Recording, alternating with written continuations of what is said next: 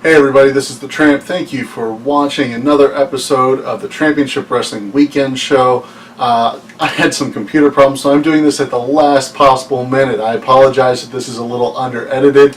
Might keep in a couple errors here and there if I make them. Not that I ever do. So if this episode just seems a little bit off, that's probably why. I'm kind of rushing to get this out. Not a whole lot of news this week. I do want to make a correction. Last week I didn't fully endorse, but I sided more than I should have with the rumors that Nia Jax had left the company. I spent way too much time talking about it. Obviously, as we saw on Monday, that is not the case. She is on Team Raw for the Survivor Series. It now looks like it was physical issues. She was in pain. She had to take some time off for that. But we did find out that there were more people that got released. Emma, Summer Rae, and Darren Young were released earlier in the week, and just today we found out about Sawyer Fulton and Leo Gao from NXT. Sawyer Fulton had been in the original lineup of Sanity, got kicked out when he was injured. They used that as the way to get Killian Dane in, and we haven't seen him since. Now he's gone. Leo Gao was one of WWE's international signees. Apparently he just wasn't progressing like they liked. Kind of probably in the vein of Ho Ho Lun, who is also gone, but he had left a while back. There are rumors that there are more releases coming. I hope that those rumors are just as untrue as the Nia Jax rumors, but you never know. It is interesting to note that Neville has still not yet been released. He is on the WWE roster page on their website. Even though we have not seen him, he has been removed from the 205 Live opening graphics, but is still technically employed. So, small bit of hope that Neville is still coming back at some point, but don't hold your breath. We have two big shows on Sunday and not much else going on. We're in that little bit of lull where nobody really wants to put on. But Sunday morning we have Power Struggle. This is on New Japan World, njpwworld.com. That's the $9.99 yen. So roughly $10, but it's not an exact exchange. So check with your bank if you're really worried about the exact amount. It's basically $10. You get access to their entire online library, almost every show they've ever done. It's well worth it.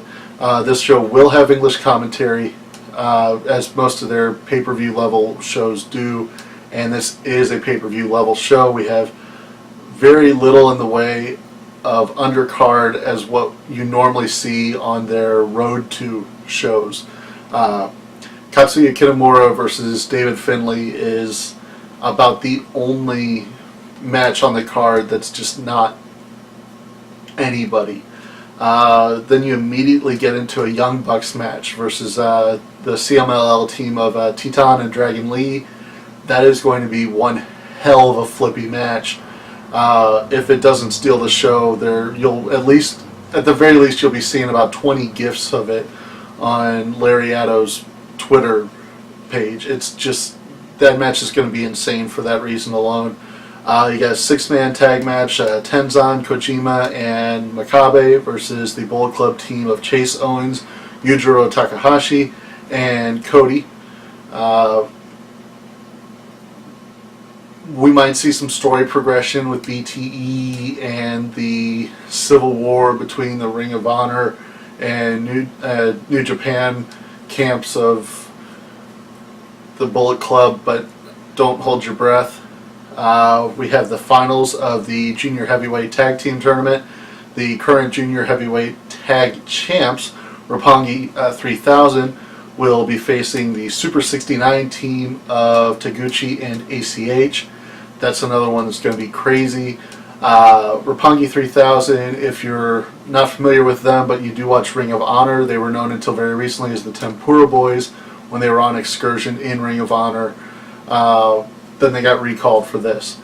There's a 10-man tag, members of Chaos versus members of Los Ingobernables de Japón.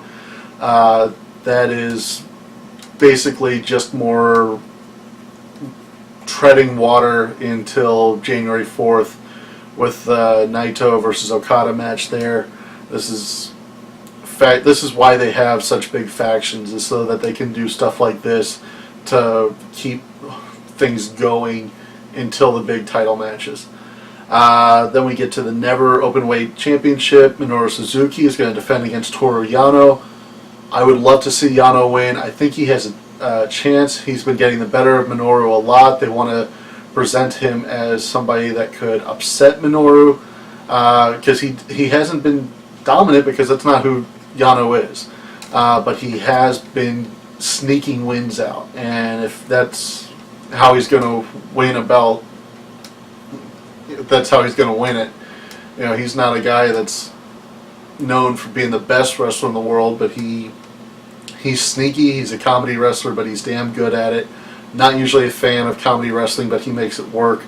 And I think that clash of that style and Minoru just being recognized as this legit badass is very entertaining. I'm not a Minoru fan typically, but I'm looking forward to this match.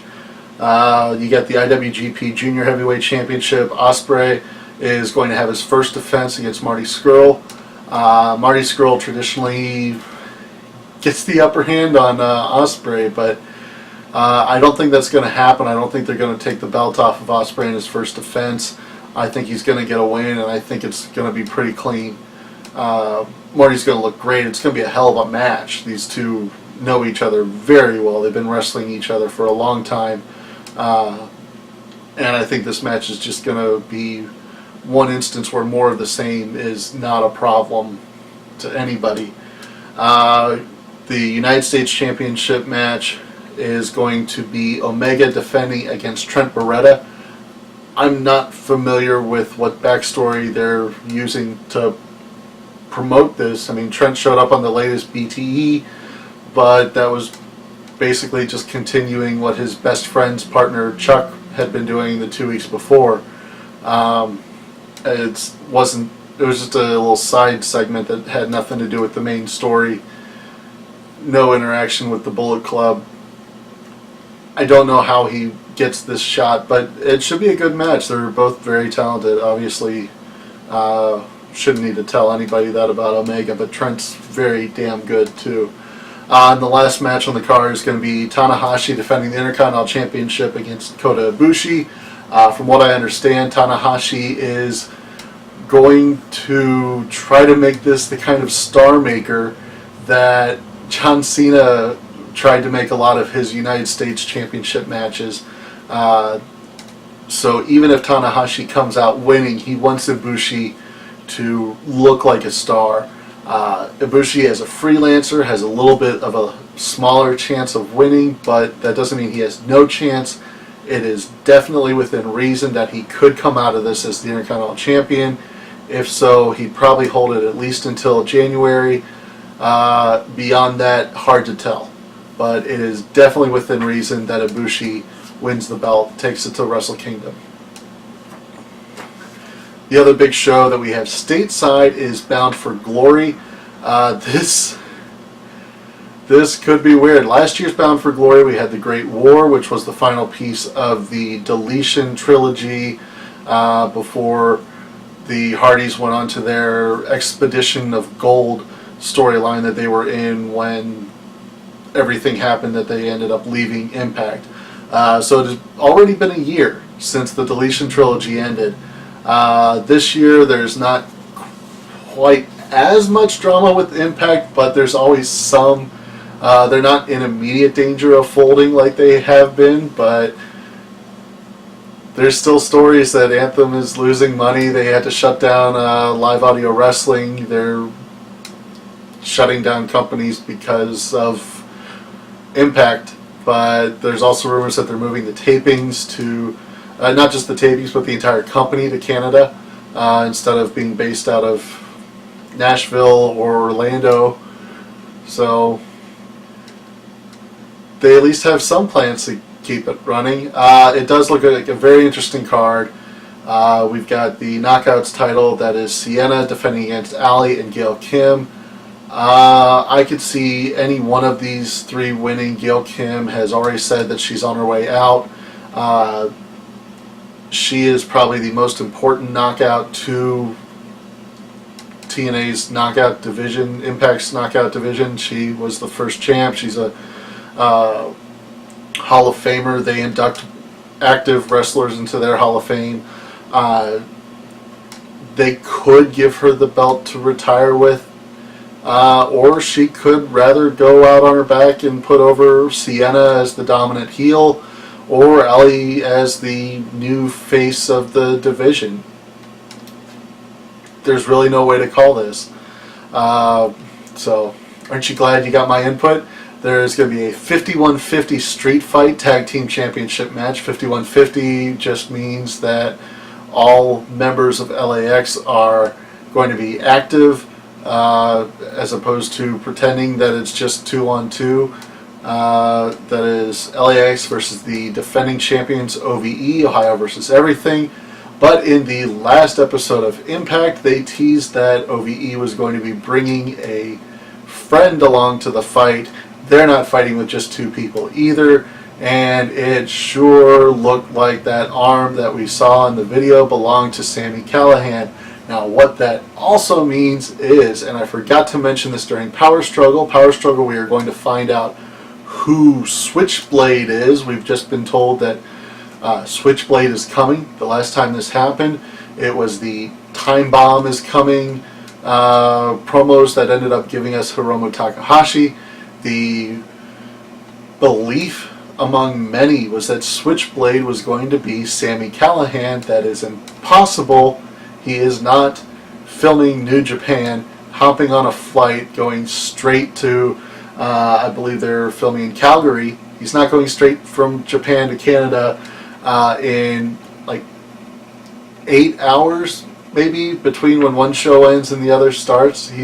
He's not doing it.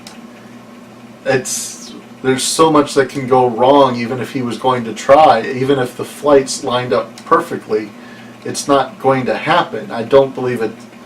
Even in the best case, without like the Concorde jet, I don't think it's physically possible.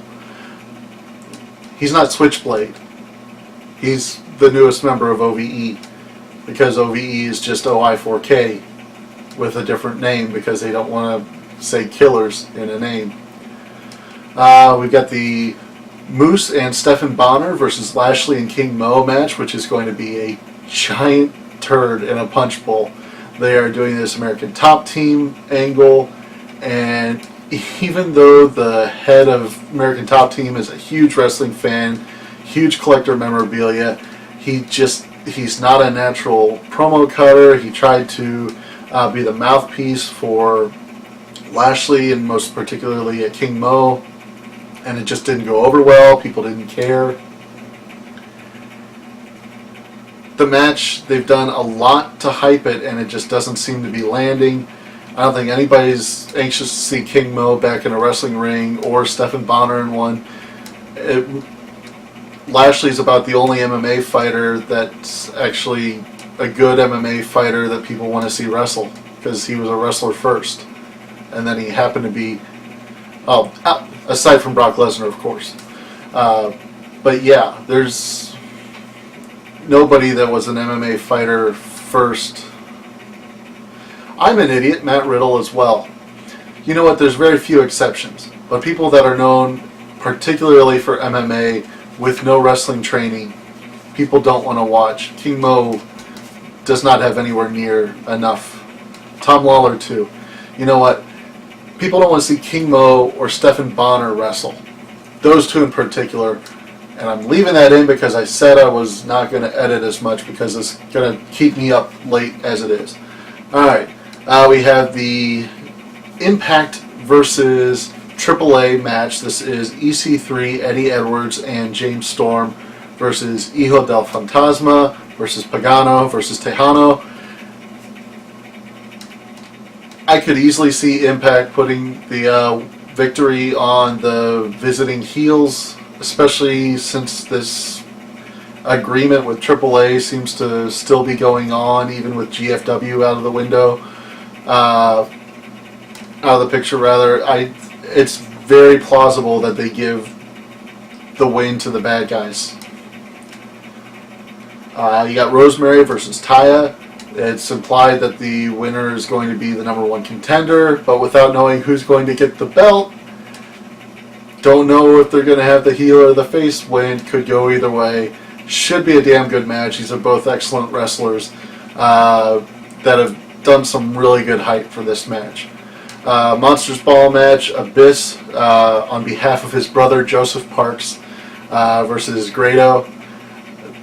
This one should be interesting. Grado obviously has a history of working with violent deathmatch wrestlers. His time in ICW and other places in England, he's definitely had to work with Jimmy Havoc and others that are known for a more brutal style, so he's no stranger to this, but he is able to still keep his participation in it lighthearted. I expect him to eke out a surprise victory in a very amusing way. You got the X Division 6-man match. I don't know if this is going to be first to a fall or elimination style. I'm assuming it's sudden death rules. You got Trevor Lee defending against Desmond Xavier, Sanjay Dutt, P.D. Williams, Matt Sydal, and Garza Jr. They will probably use this occasion to put the belt on Matt Sydal. They debuted him to a lot of fanfare, and then he kind of got lost in the shuffle, and I think this is when they pull him back out and put him at the front of the X Division. Then you got the main event, Eli Drake defending the GFW, or whatever the hell they're going to be calling the belt, championship against Johnny Impact. I also expect Eli Drake to retain.